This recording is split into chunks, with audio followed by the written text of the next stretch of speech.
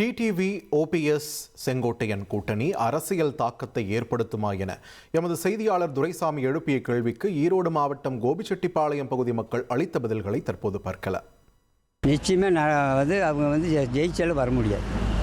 அதாவது கோபிச்செட்டிப்பாளையத்தில் இன்றைக்கி சொல்ல போனால் அதாவது 50 வருஷமாக எம்எல்ஏவாக இருந்தது KA செங்கோட்டையன் ஒருத்தன் தான். ஒரு ட்ரிப்பும் கூட தோக்காத இருந்தார். ஒரே ட்ரிப் இங்கே கோபிகள் வந்தது அப்படின்னு ஜிபி வெங்கடேஷ் ஜெயிச்சு வந்தாருன்னா அவர் அந்த எமர்ஜென்சி பீரியட் வந்து இல்லைங்க, அதனால் திமுக அங்கே கோபிகள் வந்ததை தவிர இல்லைங்கிறவோ வரவே முடியாது.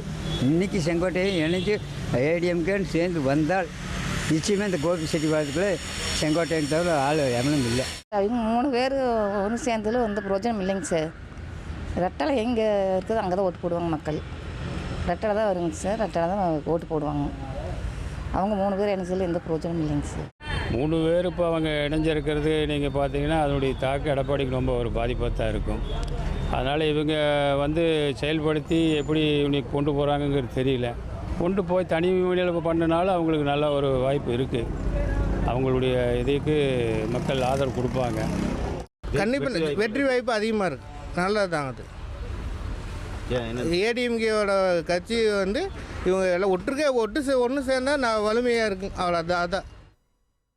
டிடிவி ஓபிஎஸ் செங்கோட்டையன் கூட்டணி அரசியல் தாக்கத்தை ஏற்படுத்துமா என்பது குறித்து கோபிச்செட்டிப்பாளையம் பகுதி மக்கள் தெரிவித்த கருத்துக்களை பார்த்தோம்.